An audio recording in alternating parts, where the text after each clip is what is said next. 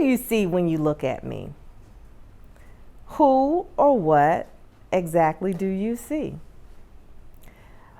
For a long time, my introduction would always be, I am Jasponica Florence Moore.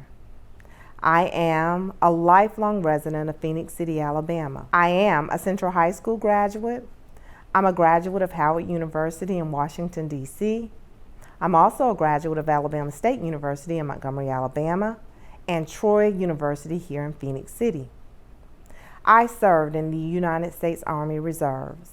I'm a retired educator and currently work in law enforcement with the Helping Families Initiatives Division. But oftentimes that's not what people see. When they first glance or first take a look at me, they see a Black woman. This is Black History Month. And for years, people have asked the question, why do we even study Black history? Black History Month began as Black History Week.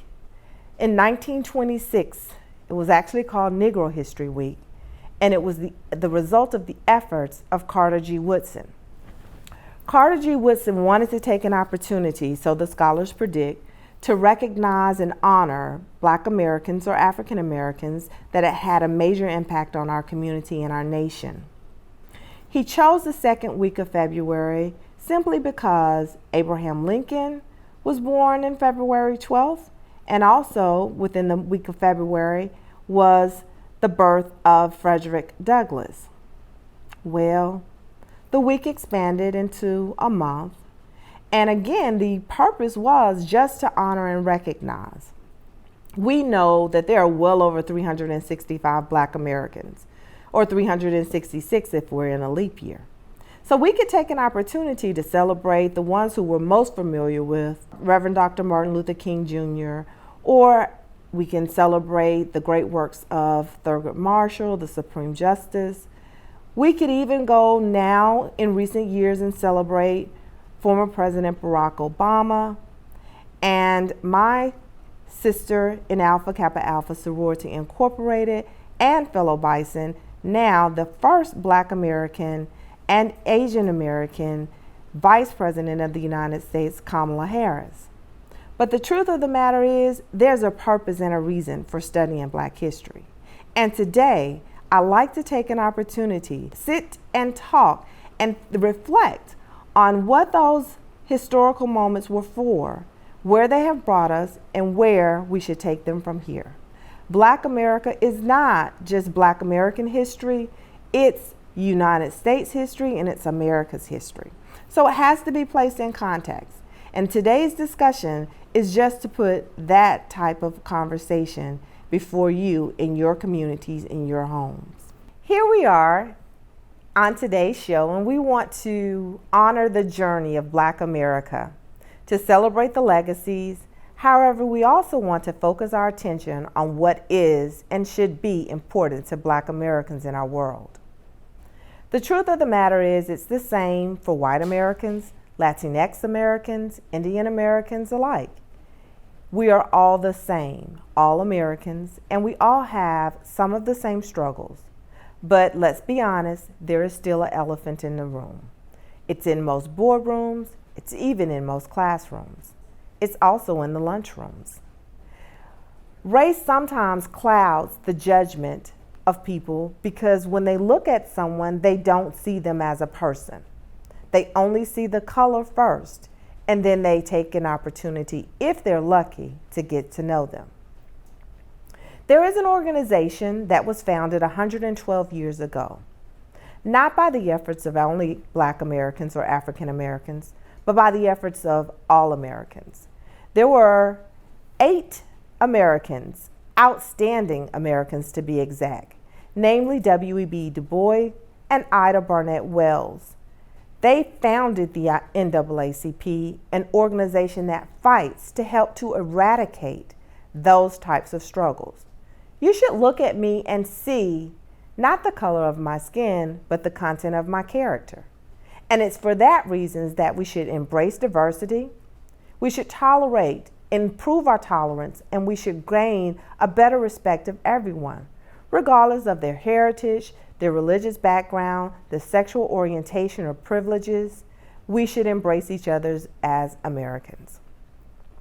I do serve as the current president of local unit 5050 of the NAACP here in Phoenix City, Russell County. And it is always our goal to help strengthen our community.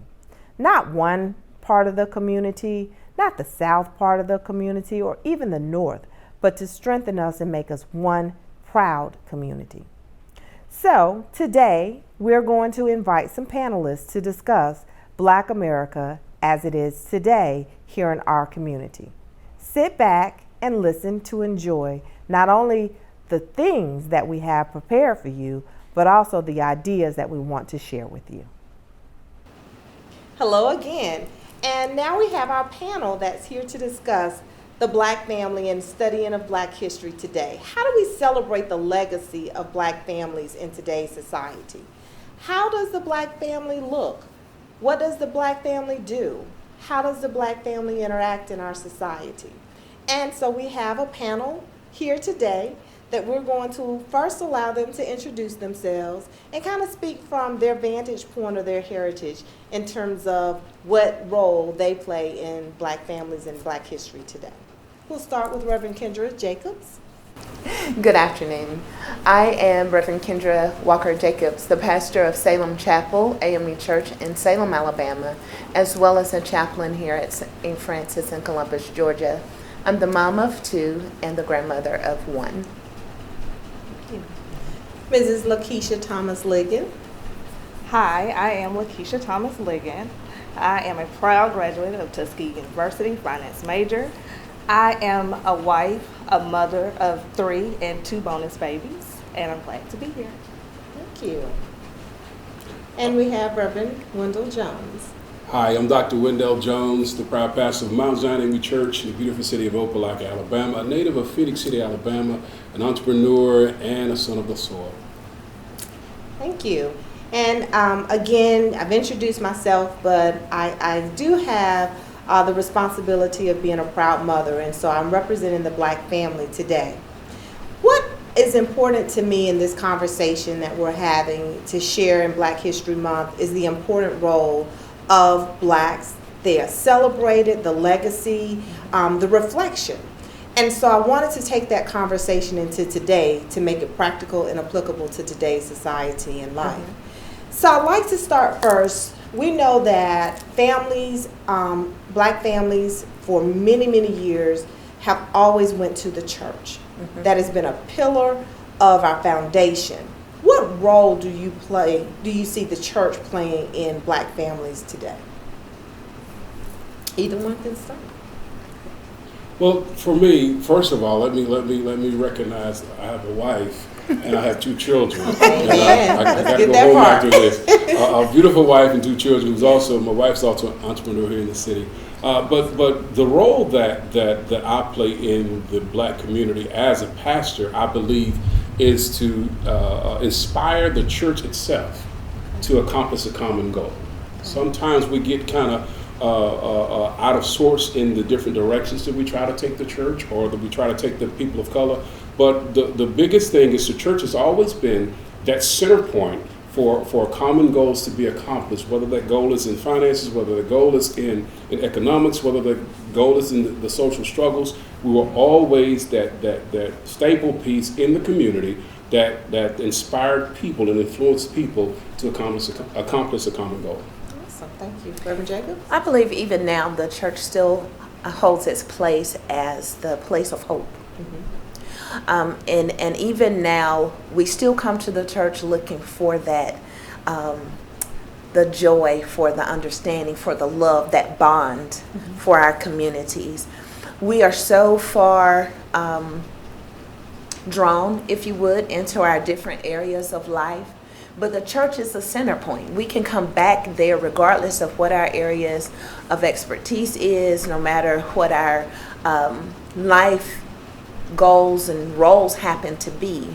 Once we get together as a unit to bless the Lord, that brings us back to one level playing ground. Mm-hmm. So if one hurts, we all hurt.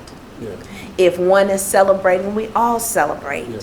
And so we are able then to offer that bond We realize that the church has been such a pivotal point in Black Americans' lives over years and through so many tumultuous times. And now during the pandemic, it has exposed some things greater than if we would have just been going about our regular day-to-day business. We know right now that most churches are online, and that has created an opportunity for us to reach out. How do you see a draw in order to get more people into the Word, whatever that word is, but into that higher being or that higher spirituality, which has been so important in Black families in our lives? So for me, the exposure that we've gained going outside of the four walls. Okay. So a lot of times we have found ourselves getting so complacent and conditioned to being inside the four walls. Now we have a platform that goes across the whole world.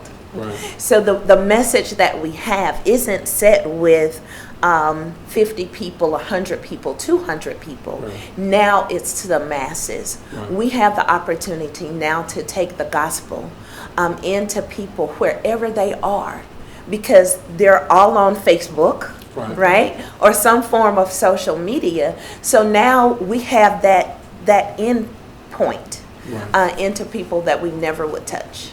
Right. Did you go ahead? I agree with what you're saying, and I found that probably one of the most special things that I've seen in this space is our ability to reach persons that we normally would not have reached. For us, we have a member that's in Ghana. He calls it he actually comes on Zoom every Sunday. Actually, since we've been started, he missed 2 Sundays. But he's been with us for about 7 or 8 months, and it's a blessing to be able to cross those lines of continental lines, and then get the people across the nation, even across the state. That we have some members that are even in Atlanta that are coming in, not only on our Sunday service, but also on Bible study and our book reading class. So it affords us an opportunity, that platform, to springboard the invitation to come and be a part of a service. And not only that, I found that most of my members are happy because services are so much shorter now. So with that, and then we get down to the heart of the matter. And I believe that's what some of the people that are the de-churched, not non-churched, but de-churched, are looking for. They just want to get down to the heart of the matter. What is it about this God thing? What is it about this Jesus thing? And we're able to get closer and quicker to that space. And I think that it inspires others to want to learn more about what is this God thing that we're dealing with. And so that brings me to another point that I did want to emphasize in talking about the Black church and its role in our lives in the Black community. We have so many people that turned away. They've left the church physically and more heart-wrenchingly within their heart and in their soul. And so now that we have an opportunity, now that we have an expanded platform, do you see the role of the pastor or ministers of churches differently than before, or back in previous times, just say in 1926 when Carter G. Woodson started Negro History Week? Different. It is different. It is. I think, in my opinion, there's still that necessity to have the energy to engage the community. But I think now, during his time, there was more of the unchurched, but not the de-churched. So now we have to deal with the unchurched and the de-churched. And with that being said, the unchurched, in fact, the unchurched, don't get it twisted. The unchurched know just as much about the Bible as we do. The de-church know just as much about the Bible as we do, but their issue is seeing where the church is heading and ensuring that space is a positive space and that their time is not being wasted in being a part of organized service. So in that, whereas his space, and during that time, the culture was, and the climate was, to deal with the unchurched. But now ours is not only the unchurched, but the de-churched, and then maintaining the churched. Amen. Okay. So we also have Mrs. Ligon here to share with us from a financial perspective. Because in the time when Black History was started, we had people who learned skills either by force or because, and they learned those skills and they learned to practice finance in a different way than we do today. How do you, in today's society, see finances playing a major role in getting the Black community to be celebrated and historically recognized? Well, I'm glad that you asked. One of the things that I will say is in the past, we were able to create what we knew then as generational wealth, even though we didn't know what generational wealth was. Every family believed in having an insurance policy because they had to make sure that they had a great home going for their loved ones. They just wanted to we had combined homes, where you had the grandmother, the mother, everyone pitched in to make sure that the home would survive. Certain people were responsible for certain things, and that way they put all their monies together to make sure that everyone lived, everyone ate, the community ate. They gave unselfishly with their money, and they learned the money was well spent and well organized and well put together because they didn't have much and they had to put it all together. Now we have a lot more offerings, a lot more opportunities. However, we don't manage it in the way that we need to. A lot of times we don't know how money works now because it works a little bit differently than it did in the past. Okay. And we have to now focus more on planning and not so much of ourselves. We have to kind of create that generational wealth again, and then we also have to reach out and grab people and show them and teach them how to do this. And then you can't be afraid to ask for help. Right. You have to be trusting. I don't want to know your business, and you don't want to know mine, but if you need help, you need to be also able to go and get that help and ask for that assistance. Right. So I mentioned that I was a retired educator, and one of the things that in my role as Director of Career and Technical Education, the State Department issued is we had to begin teaching our 8th graders and 9th graders financial literacy. And what was revealing is there were so many young people who had never heard of a checking account. They had never heard of a savings account. Most of the monies that they had were kept under the mattress or in the seam of the closets. And so it was very important to help them to understand when you get off to college, don't get every credit card that comes in the mailbox to you. And so how do you, in today's society, help our community to realize that we need to be lenders, not borrowers, and that we need to value the role of a budget in our lives and how to develop the skill sets that will make them successful? So one of the things that was great is that it started in the 8th and 9th grade because those kids or those students, they could then teach their parents because what happens is the lack of knowledge, is the lack of back then, it was skeptical about putting your money in financial institutions. Sometimes they didn't know what bank to bank with, just the information was not readily available for people of color. Now that it is, we have a tendency not to go and research and take the time needed to get that information. So one, knowledge share. We know those people in our communities, in our churches, in our neighborhoods that we can see that they do not know where to go. So you have to find an approach to kind of help knowledge share with them and guide them to whether it's, hey, let's start this bank account, or even you can invest in them, just to share, just to build that that particular brand of. Okay. All right. Thank you. Did you have anything to share, Ed?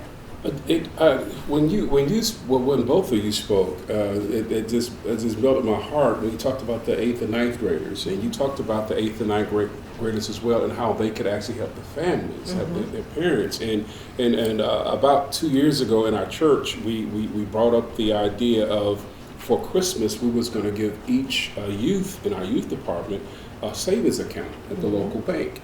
and the church was going to make the initial investment of that bank account, and then we were going to go through the process of budgeting and saving money, because our goal at the time was the whole youth department's going to go to Disney World. And that's how they was going to raise their money, and so we was going to do that process, but then COVID came. So it kind of halted that process, but it just melts my heart to know that even some of the simplistic things, some simplistic things we could do as adults and as learners, as persons that don't know, the little things can actually amount to bigger things later. And so it just melted my heart to know that we were in the right vein, but with that, let's revisit that area. Absolutely. Because it's a real good tool. It's a real good tool. Definitely. A conversation that I had with one of my sisters just this weekend in purchasing even a home, right? There are things that we need to have in place. We need to have money tucked away, learn how it is to make investments, mutual funds, and things of this nature. However, some of us, even in our age range, don't know how to invest in stock. But don't really know what mutual funds are. And so we're at a disadvantage because we still are tucking under the mattress. Putting in a coffee can, and there's no interest, there's no growth in the monies that we do secure. And so I think it is very important that we as a community reach back to that age or even younger, so that we can start putting into place those things to say, when you graduate, don't first go buy a car. And two, the big conversation that came out of what you just shared as well is that we don't value our credit. And we also don't use life insurance to create generational wealth for our families. We would rather wait out the time versus spending $20 here to secure a burial policy to do a GoFundMe. The GoFundMe will be quick, it'll hit, it'll happen, and so we don't necessarily take those things into consideration. And so from the Black family perspective, the first commandment with promise is, of course, to honor thy mother and thy father. Does that mean we got to put some prefixes in front of that, stepfather, what have you? Because we know we live in blended families now, and we know that it takes a village. And so during the time of Black history, when it was first presented to share and to celebrate and to recognize and to honor, over time, could you all kind of help me in framing, did we get away from some of those areas, or are we just needing to be reminded of them, or what efforts can be put into place in order to get us back to the fact that we can celebrate without having to deal with the violence or things of that nature? Kind of what has taken us away from the recognition, the honor, the respect, to whom much is given, much is required to build up the Black family in today's Black America? I think part of what has happened is the mindset of honor and shame.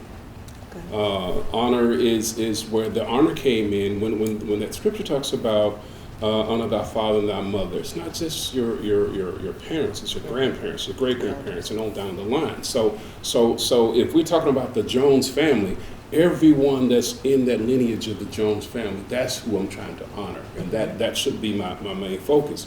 It also, in my opinion, it goes back to the particulars of what the shame did for us. Sometimes to be disciplined in public, to be disciplined in the home, to be disciplined in the schools, especially when the schools were predominantly Black, where there's a Black school here and a Black school there, to be disciplined, it was a sense of shame that will bring you back to that place of honor. Now there's no repercussions. If I dishonor my family, what's the repercussion?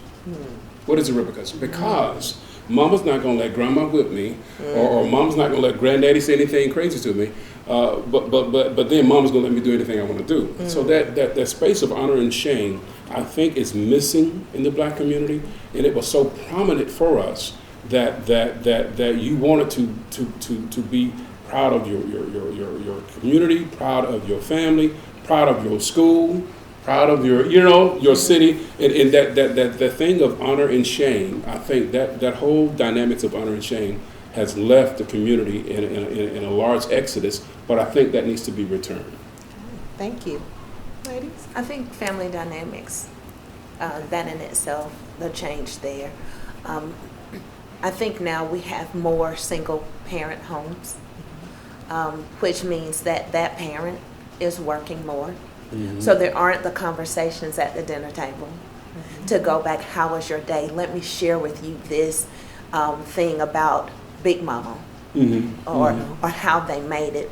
I think back sometimes when things get tight, and even like now in the pandemic, when it first started, my son said, Mama, what are you doing? I bought a pack of chicken, and I said, I have a piece for lunch and I have a piece for dinner. Yeah. And then I have one extra piece in case I need it, And he said, why are you cooking like that? I said, child, we don't know what the pandemic is going to have. Right. And so for me, survival kicked in. Right. And so it's rationing out what you have because you don't know what tomorrow brings.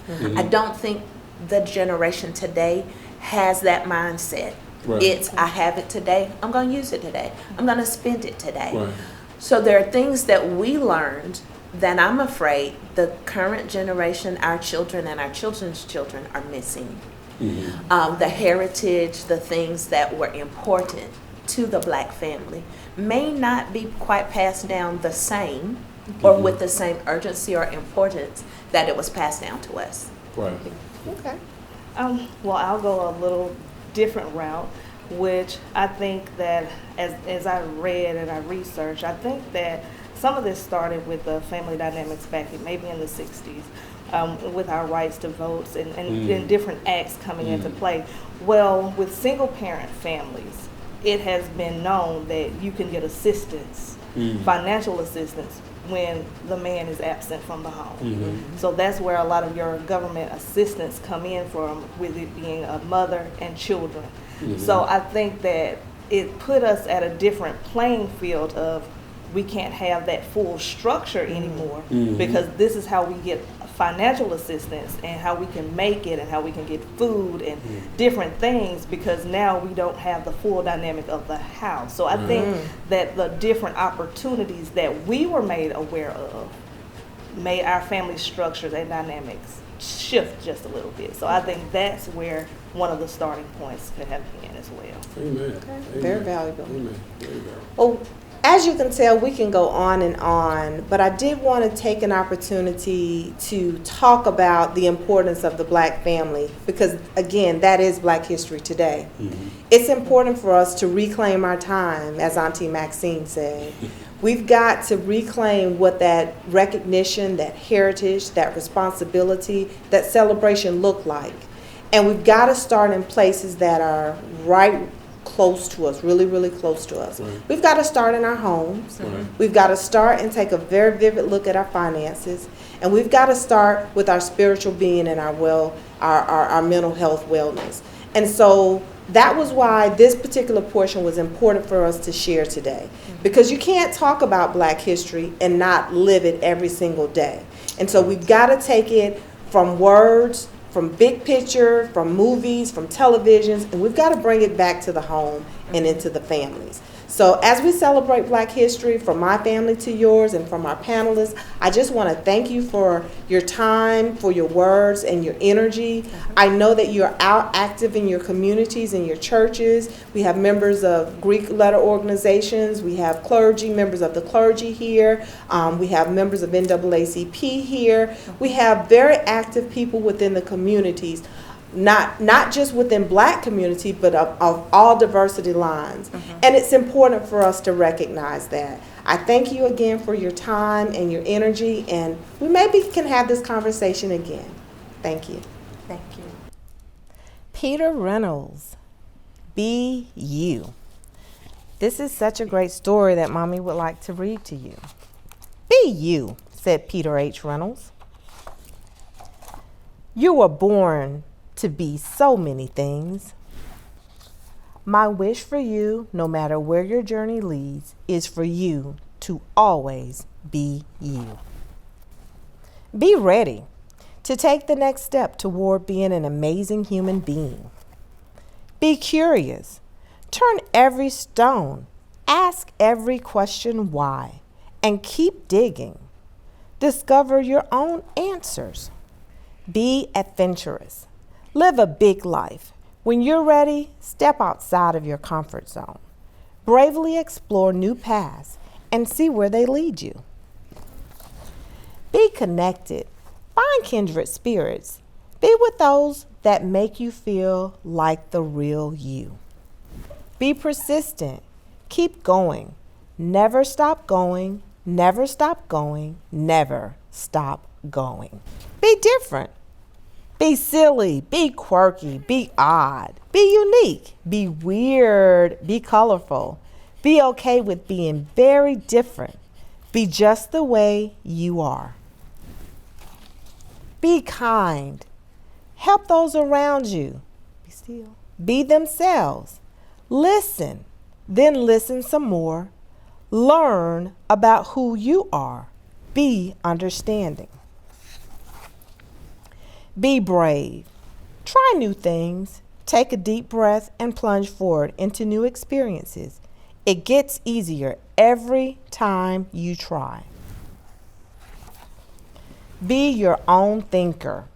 Think for yourself and set up your own unique course. It isn't always easy, but you'll be heading in the direction of you. Be okay being alone. Take time to be your own. Hear your own thoughts, your inner voice, and listen to your heart. Be patient. Being yourself takes time. Take a deep breath, relax, let your heart unfold at its own pace. It'll be worth the wait. As you voyage out into the world, remember, no matter what, you'll always be loved. You are ready, so go ahead, be you, be very, very you. The end.